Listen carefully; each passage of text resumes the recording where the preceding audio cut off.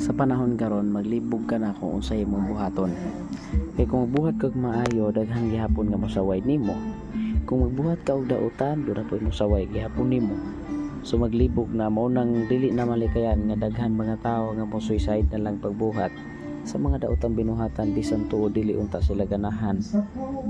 Pero napugos sila tungod sa panahon mo ay nagsulti og nagpamatuod dinhi kailangan nilang buhaton.